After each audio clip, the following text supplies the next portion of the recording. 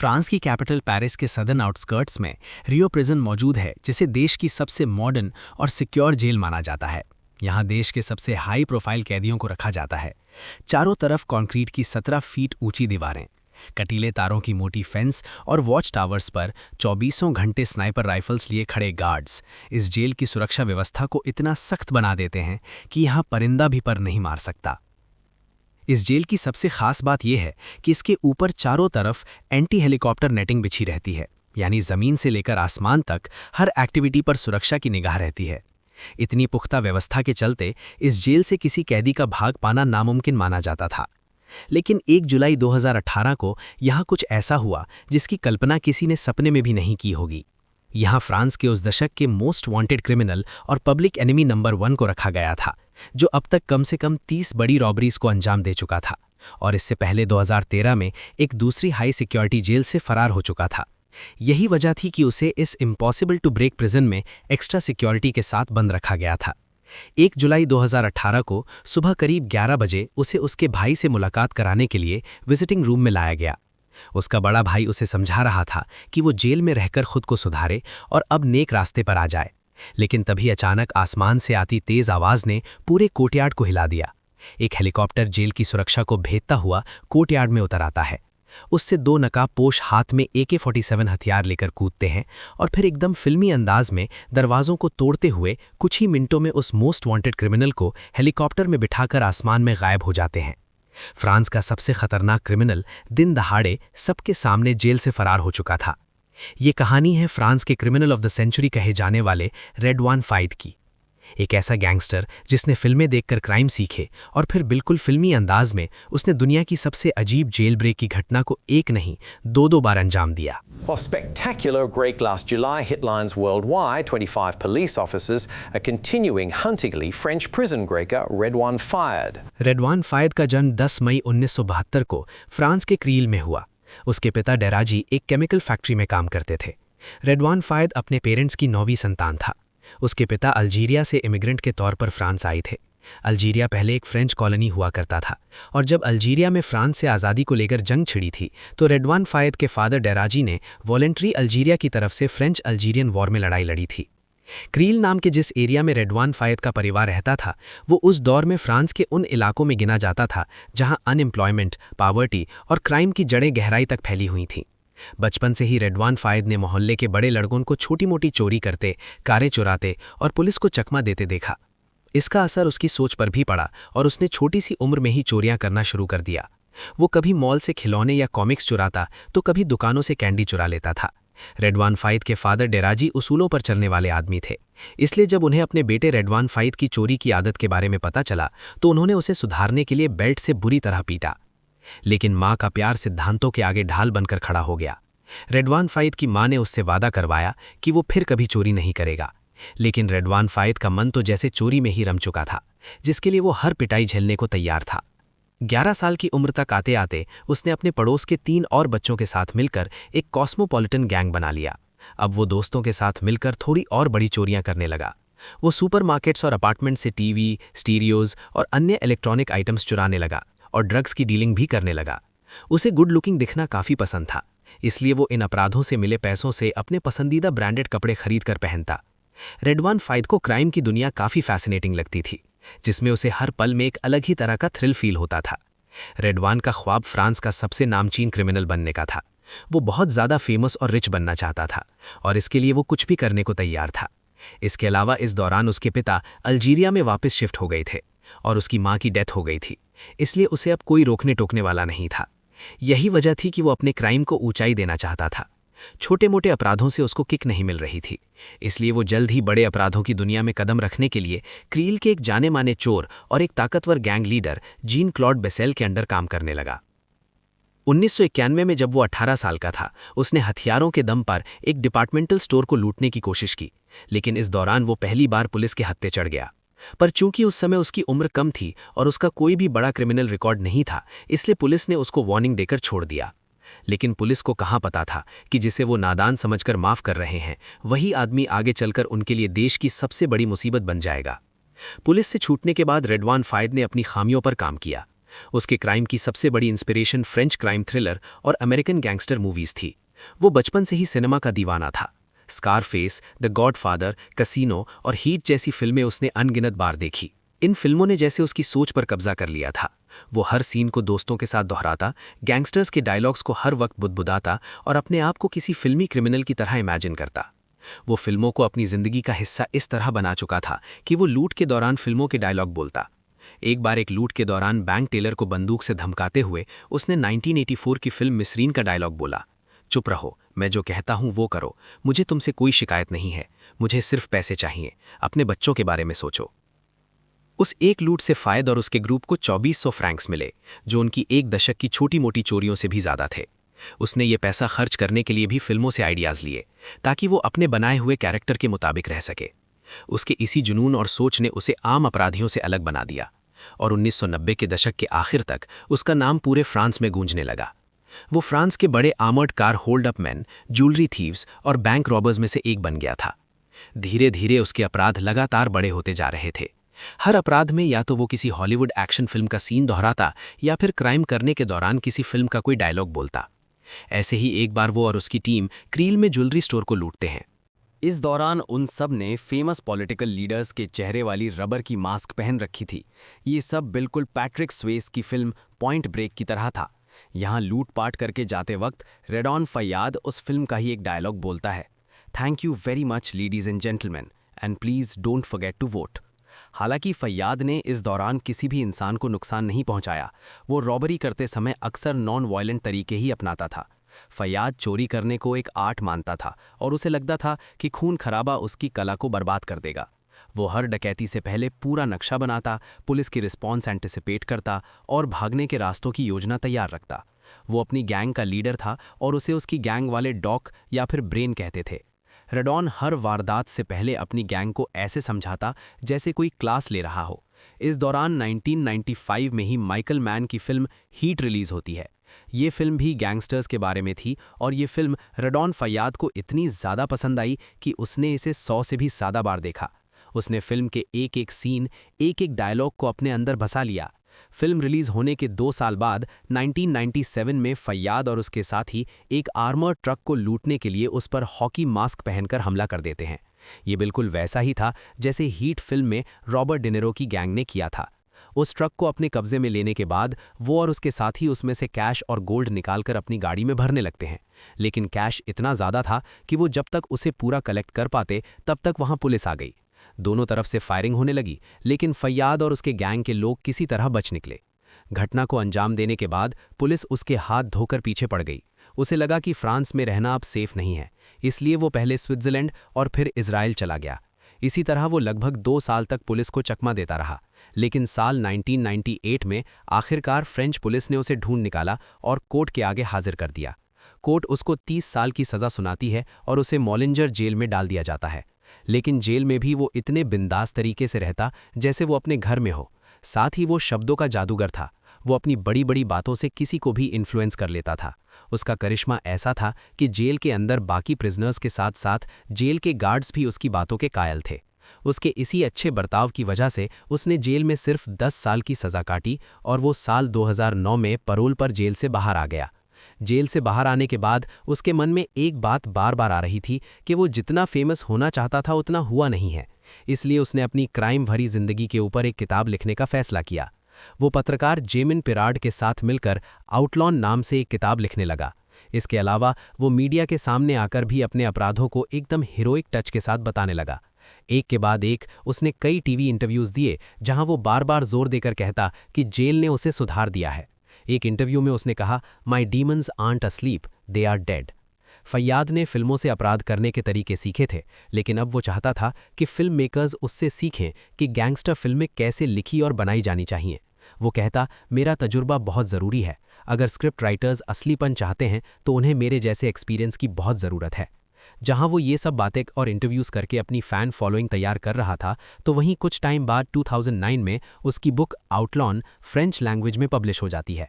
इसमें उसने अपने चोरी और लूटपाट के किस्सों को किसी फिल्मी अंदाज में बयां किया था। देखते ही देखते ये बुक लोगों के बीच इतनी पॉपुलर हो गई कि ये एक बेस्ट सेलर बुक बन गई और रेडॉन फैयाद एक सेलिब्रिटी की ज़िंदगी जीने लगा। लोग उसके साथ फोटो खिंचाने और उसका ऑटोग्राफ पाने के लिए पागल होने लगे। रेडॉन फैयाद को अब वो सब कुछ हासिल हो रहा था जो वो चाहता था, लेकिन इसके बाद भी उसके मन में लूटपाट, धोखाधड़ी की कहानियां घूमती रहती थीं। उससे शांति से एक जगह बैठा नहीं जाता था। क्राइम की ओर वो चुंबक की तरह खिंचता चला जाता था। ऐसे में जब वो टीवी पर अपने आप को सुधरा हुआ बताकर अपनी किताब का प्रचार कर रहा था, उसी दौरान उसकी गाइडेंस पर उसकी गैंग एक बड़ी चोरी की प्लानिंग कर रही थी। प्लानिंग होने के बाद 20 मई 2010 की सुबह उसकी गैंग 16 मिलियन कैश ले जा रहे एक आर्मर्ड ट्रक को लूटने के लिए निकलती है, लेकिन उनकी ये रॉबरी नाकाम हो जाती है और पुलिस उनके पीछे लग जाती है। थोड़ी देर बाद दोनों तरफ से लगातार फायरिंग होने लगती है। इस दौरान पुलिस की टीम में 26 साल की महिला ऑफिसर ऑरेली फुकेट भी थीं। फायरिंग के दौरान उन्हें भी गोलियां लग गईं और उनकी मौत हो गई। ये पहली बार था जब फ्रांस में किसी म्युनिसिपल पुलिस वुमेन की ड्यूटी के दौरान मौत हुई थी। इस घटना के बाद पूरे देश में हड़कंप मच गया। लोगों की सिंपैथी ऑरेली फुकेट के लिए इसलिए भी ज़्यादा थी क्योंकि वो कुछ महीने पहले ही मां बनी थीं। इसलिए मुजरिमों को पकड़ने के लिए पब्लिक की तरफ से पुलिस और सरकार के ऊपर भारी दबाव बनने लगा। इसके बाद ऑरेली फुकेट के अंतिम संस्कार में फ्रांस के तत्कालीन राष्ट्रपति निकोलस सार्कोजी ने गुस्से में कहा, ऑरेली फुकेट के ताबूत के सामने मैं ये कहता हूं, हथियारों को उनके अपराध के लिए पूरी सख्ती से सजा दी जाएगी। रेडॉन फैयाद इतना शातिर था कि इस दौरान भी वो टीवी शोज में एक एक्सपर्ट की तरह पुलिस ऑफिसर की डेथ की घटना पर अपनी राय दे रहा था। वो ऐसे बिहेव कर रहा था जैसे उसका इस घटना से कोई लेना देना नहीं है, लेकिन पुलिस की जांच में उसका नाम सबसे ऊपर आ रहा था।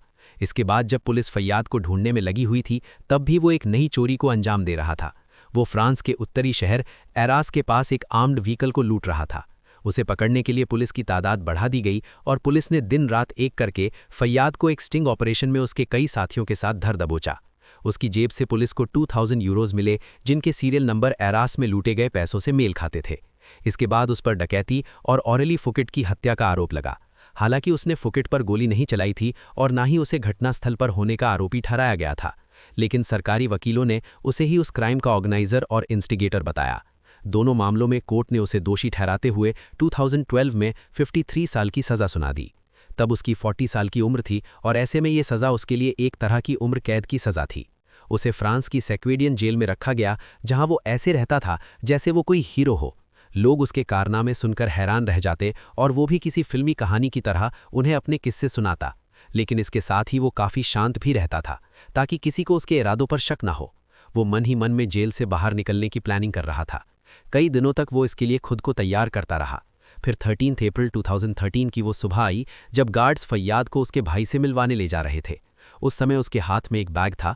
गार्ड्स को लग रहा था कि उसमें गंदे कपड़े हैं, लेकिन वो कहाँ जानते थे कि उस बैग में कपड़े नहीं बल्कि एक भरी हुई बंदूक, लाइटर और पेंटेरिथ्रिट ट्राइनाइट्रेट नाम का विस्फोटक पदार्थ था, जो उस तक उसकी वाइफ ने टिश्यू पेपर में छिपाकर किसी तरह सुरक्षा कर्मियों से छिपाते हुए भिजवाए थे। जैसे ही वो विजिटेशन चेंबर तक पहुंचा, उसने बैग से एक हैंडगन निकाली और गार्ड्स को डराने के लिए छत में गोली चला दी। इसके बाद उसने 4 गार्ड्स को बंधक बना लिया। वो इतना शातिर था कि उसने उनको फुसलाने के लिए उनसे कहा, 1300 या 1400 यूरो के लिए हीरो बनने की ज़रूरत नहीं है। जो काम तुम कर रहे हो वो तुम्हारे लायक नहीं है। अपने परिवार के बारे में सोचो, अपने बच्चों के बारे में सोचो। इसके बाद उसने अपने कपड़ों के बैग से एक्सप्लोजिव्स का एक बंडल निकाला और एक आर्मर डोर को उड़ा दिया। लेकिन इस जेल की सुरक्षा इतनी कड़ी थी कि उसे ऐसे 5 दरवाजों को उड़ाना था। किसी तरह उसने 4 और दरवाजों को ब्लास्ट कर उड़ा दिया। उसकी गोलीबारी और एक्सप्लोजन से अब तक आखिरी गेट के पास काफ़ी सिक्योरिटी इकट्ठा हो गई थी। इसलिए फायद ने अपने गन पॉइंट पर लिए गार्डों को अपने चारों तरफ ह्यूमन शील्ड्स के तौर पर खड़ा कर दिया, ताकि बाकी गार्ड्स और वॉच टावर्स में बैठे स्नाइपर्स उस पर निशाना न लगा सकें। गार्ड्स को आगे देखकर स्नाइपर्स बेबस होकर बस देखते रह गए और वो जेल से भाग निकला। इसके बाद फायद उन गार्ड्स को हाईवे की तरफ ले गया, जहां एक गाड़ी उनका इंतजार कर रही थी। फायद ने 3 गार्डों को छोड़ दिया और एक को अपने साथ तब तक रखा जब तक उसे यकीन नहीं हो गया कि कोई उसका पीछा नहीं कर रहा है। इतनी सुरक्षित जेल से उसका यूं भाग निकलना फ्रांस की सुरक्षा व्यवस्था पर काला धब्बा था। इसके बाद प्रशासन पर सवाल उठने लगे और जेल अथॉरिटीज़ को भारी शर्मिंदगी झेलनी पड़ी। इसके बाद उसे फ्रांस का पब्लिक एनिमी नंबर 1 घोषित कर दिया गया और उसे फिर से पकड़ने में फ्रांस की पुलिस जी जान से लग गई। पुलिस को शक था कि शायद वो देश छोड़कर भाग गया है, इसलिए इंटरपोल ने उसके लिए एक रेड नोटिस जारी किया, जिससे उसके भगोड़े होने की खबर पूरी दुनिया में फैल गई। अगले 6 हफ्तों तक वो आज़ाद घूमता रहा। वो भेस बदलकर और विग पहनकर एक होटल से दूसरे होटल जाता रहा। मई 2013 में पुलिस को एक टिप मिली कि फायद पेरिस से 13 मील दूर पॉन्टॉल्ट कॉम्बो के एक होटल में छिपा हुआ है। पुलिस ने आधी रात को पूरे होटल को घेर लिया और जल्द ही छापा मारकर उसे फिर से गिरफ्तार कर लिया। सेक्विडन जेल से भागने के लिए उसकी सज़ा को 10 साल के लिए और बढ़ा दिया गया, जिससे उसकी कुल सज़ा 63 साल हो गई। इस बार उसे रण जेल भेजा गया, जो एक अभेद्य किले की तरह था। 2011 में ओपन हुई ये जेल फ्रांस की सबसे मॉडर्न एंड सिक्योर्ड प्रिजन्स में से एक थी। इसकी सिक्योरिटी इस कदर टाइट थी कि यहाँ से भागना तो दूर, भागने की सोचना भी मौत को बुलावा देने जैसा था। ये जेल चारों तरफ से 17 फीट ऊंची कंक्रीट की दीवारों से घिरी हुई थी, जिनके ऊपर कटीले तारों की मजबूत फेंसिंग थी। जेल के चारों तरफ वॉच टावर्स पर मॉडर्न वेपन्स के साथ 24 घंटे गार्ड्स तैनात रहते थे। इस जेल में सबसे खास बात ये थी कि इसके ऊपर चारों तरफ एंटी हेलीकॉप्टर नेटिंग बिछी रहती थी, जिसका मतलब था कि कोई कैदी जमीन के रास्ते तो क्या, हेलीकॉप्टर के जरिए भी फरार नहीं हो सकता था। इतने सख्त इंतजाम के चलते ही यहाँ देश के एक से बढ़कर एक खूंखार क्रिमिनल्स को कैद रखा जाता था। क्योंकि रेडॉन फायद बड़ा ही शातिर क्रिमिनल था और पहले भी जेल तोड़ के भाग चुका था, इसलिए उसकी सिक्योरिटी को और भी ज़्यादा मजबूत किया गया। उसको दूसरे कैदियों से अलग यहाँ की सबसे ज़्यादा सिक्योरिटी वाली सेल में रखा गया। खुद पर इतनी सख्त सुरक्षा और कड़ी निगरानी होने के बावजूद भी रेडॉनिंग फायद जब से रंग जेल में आया था, तभी से वो जेल की कमजोरियों और मौकों की तलाश में लग गया था। उसे जब भी उसकी सेल से बाहर लाया जाता, वो हर जगह, हर सिक्योरिटी और हर व्यवस्था को बड़ी बारीकी से देखता और जेल से भागने के लिए उनमें लूप होल्स तलाशता। बाहर उसकी गैंग भी उसको निकालने के लिए तैयारी कर रही थी। उसको इस बार जेल में रहते हुए करीब 5 साल हो गए थे। इतने टाइम में वो और उसकी गैंग उसको बाहर निकालने का पूरा प्लान तैयार कर चुकी थी। इस दौरान जेल के अधिकारियों को एक दिन जेल के ऊपर एक ड्रोन उड़ता हुआ दिखाई देता है। उन्हें तुरंत शक हुआ कि कहीं ये फायद से तो जुड़ा नहीं है। उन्हें लगा कि हो सकता है कि उसके बाहर के कुछ साथी उसे भगाने के लिए ड्रोन से जेल की सिक्योरिटी का मुआयना कर रहे हों। जून 2018 में जेल अधिकारियों ने हाई कमांड से तुरंत उसे दूसरी जेल में ट्रांसफ़र करने की गुजारिश की, लेकिन देश के सेंट्रल एडमिनिस्ट्रेशन ने जवाब दिया कि ट्रांसफ़र सितंबर में होगा। उन्हें कहाँ पता था कि तब तक बहुत देर हो जाएगी और उन्हें अपने इस फैसले पर अपना ही माथा पीटना पड़ेगा।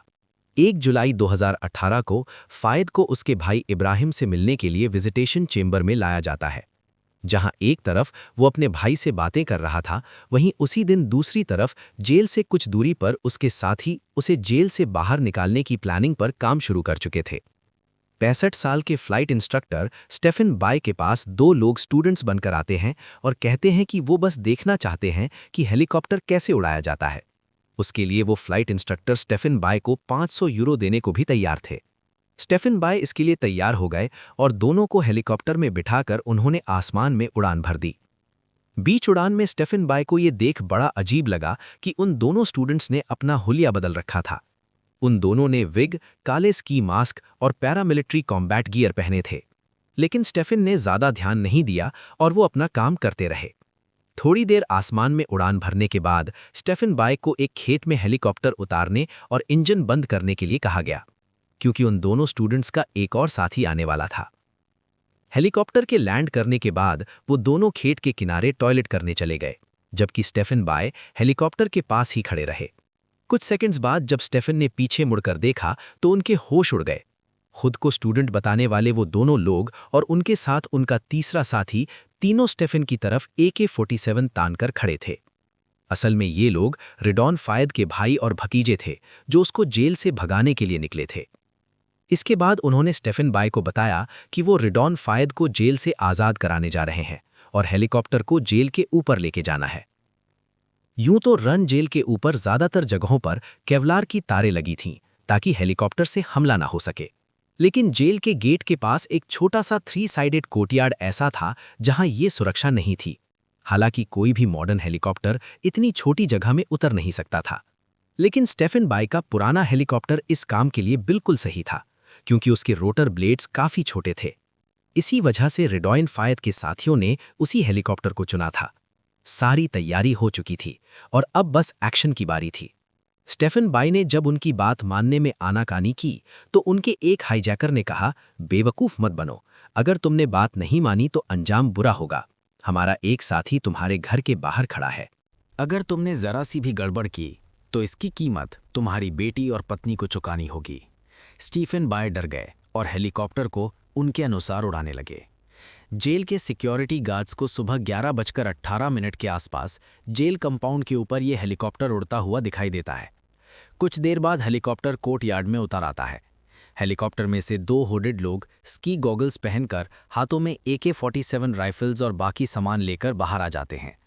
नकाबपोश हमलावरों ने पुलिस लिखे फ्लोरोसेंट आर्म बैंग्स पहने हुए थे, जिससे जेल अधिकारियों को कंफ्यूज किया जा सके। वो आसपास की इमारतों पर स्मोक बॉम्ब्स और टीयर गैस कैनिस्टर्स फेंकते हैं और उस तरफ बढ़ जाते हैं जहां रेडॉन फायद अपने भाई से मुलाकात कर रहा था। वहीं तीसरा आदमी कॉकपिट में ही पायलट पर बंदूक ताने हुए रहता है। ये सारा नज़ारा देखकर वॉच टावर में बैठे गार्ड्स भी कंफ्यूज्ड हो जाते हैं और उन्हें समझ नहीं आया कि हो क्या रहा है। रियो में ये नियम था कि आर्म्ड गार्ड्स हेलीकॉप्टर पर गोली नहीं चला सकते थे, क्योंकि इससे पास की इमारतों या नीचे मौजूद लोगों को नुकसान होने का खतरा बहुत ज़्यादा था। इसलिए कोई भी गोली नहीं चलाता और हमलावर अपना काम करते रहते हैं। वो दोनों नकाबपोश पावर 1000 का इस्तेमाल करके एक दरवाजे का लॉक काट देते हैं। इस दौरान फायद अपने भाई इब्राहिम से मुलाकात कर रहा था। उसका भाई उसको सुधरने के लिए समझा रहा था, लेकिन उसे बिल्कुल भी अंदाज़ा नहीं था कि उसका छोटा भाई कुछ ही पल में फ्रांस की सबसे बड़ी जेल ब्रेक को अंजाम देने वाला है।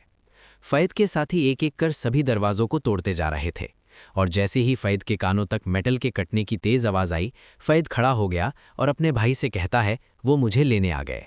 इतने में एक नकाबपोश सब दरवाजे पार करके उसके पास पहुंच जाता है, जिसके बाद फ़ैद अपने भाई को वहीं छोड़कर नकाबपोश शख्स के साथ गार्ड से बचते बचाते बिल्डिंग से बाहर आ जाता है। दूसरी तरफ जेल गार्ड्स बिल्कुल सदमे में थे। उनको अब तक समझ आ चुका था कि हेलीकॉप्टर किसी कैदी को भगाने के लिए आया है।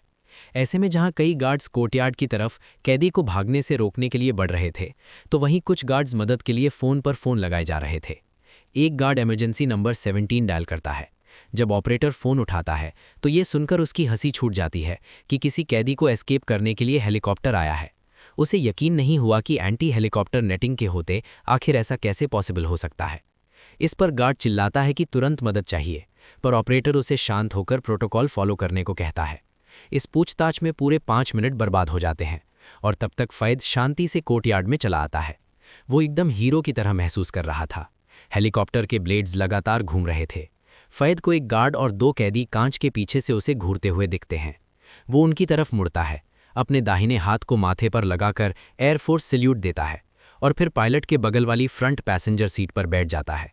ये पूरा कांड होने में महज 10 मिनट लगे और इस तरह देखते ही देखते रेडॉन फायद एक बार फिर जेल तोड़कर फरार हो जाता है। ये एस्केप इतना बड़ा और डेयरिंग था कि इसके बारे में दुनिया भर के अखबारों के पहले पन्नों पर छपता है। यहाँ तक कि देश के न्याय मंत्री को उस जेल का मुआयना करने के लिए आना पड़ता है। रेडॉन फायद का बार बार जेल से भागना फ्रांस की सुरक्षा व्यवस्था की साख पर गहरा दाग था। फ्रांस अथॉरिटी के लिए रेडॉन फायद सबसे बड़ा सरदर्द बन चुका था। इसलिए पुलिस उसे पकड़ने के लिए एक बड़ा मैनहंट शुरू कर देती है और उसकी तलाश में 2900 पुलिस वाले दिन रात एक कर देते हैं। रेडॉन फायद को चैलेंजेस में कितना मज़ा आता था, इसका अंदाज़ा इसी बात से लगाया जा सकता है कि वो फ्रांस की सबसे बड़ी जेल ब्रेक को अंजाम देने के बाद भागकर अपने होम टाउन क्रेल में आ गया था। वो यहाँ रूप बदल बदल कर रहता था। वो इस तरह 3 महीने तक पुलिस से बचता रहा, लेकिन आखिरकार पुलिस ने उसका पता लगा लिया। एक फुटेज में पुलिस ने एक लंबा शख्स देखा जिसने बुर्का पहन रखा था। पुलिस को शक हुआ कि ये कोई औरत नहीं आदमी है, क्योंकि उसको बुर्के में चलने में दिक्कत हो रही थी। ये कोई और नहीं बल्कि फ्रांस का मोस्ट वांटेड क्रिमिनल फ़ैद था, जो औरत के भेष में बुर्का पहनकर घूमता था। 3 अक्टूबर 2018 को पुलिस ने फ़ैद को उस अपार्टमेंट में पकड़ा जहां वो अपने भाई वाचेद और भतीजे आइसेक के साथ छिपा हुआ था। इन तीनों लोगों को गिरफ्तार कर लिया गया। इस बार गिरफ्तारी के बाद कोर्ट ने उसे 14 साल की सज़ा और सुनाई। 2 बार बड़े ही शातिर तरीके से जेल ब्रेक कर चुके फ़ैद को इस बार बेल्जियम बॉर्डर के पास वेंडन लेल नाम की एक मैक्सिमम सिक्योरिटी प्रिजन में सॉलिटरी कन्फाइनमेंट में रखा गया। वहां दिन में उसे 5 बार गार्ड्स की एक टीम द्वारा पूरी तरह से स्ट्रिप सर्च किया जाता था। जब भी वो अपनी सेल से बाहर निकलता, उसे हथकड़ियां पहनाई जातीं। यहां तक कि फ़ोन इस्तेमाल करने के लिए भी 4 से 5 गार्ड्स उसके साथ होते। उसका गार्ड्स के अलावा किसी इंसान से कोई सीधा संपर्क नहीं होता है। सॉलिटरी कन्फाइनमेंट में उसे ऐसा लगता है जैसे उसे एक ताबूत में दफनाया जा रहा हो। यहाँ पर उसने अपने खिलाफ होने वाले व्यवहार के विरोध में भूख हड़ताल भी की, लेकिन उसका कोई फायदा नहीं हुआ।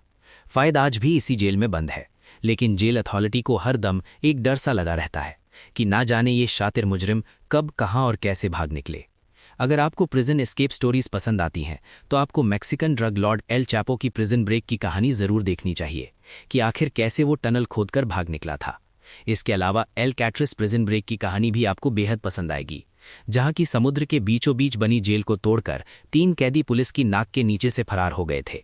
आपको ये कहानी कैसी लगी कमेंट सेक्शन में लिखकर ज़रूर बताएं। ये तो सिर्फ शुरुआत है, असली कहानियां अभी बाकी हैं। ऐसे ही अनोखे किस्से चाहते हो तो द यूनिक को सब्सक्राइब करना मत भूलना। मिलते हैं नेक्स्ट वीडियो में।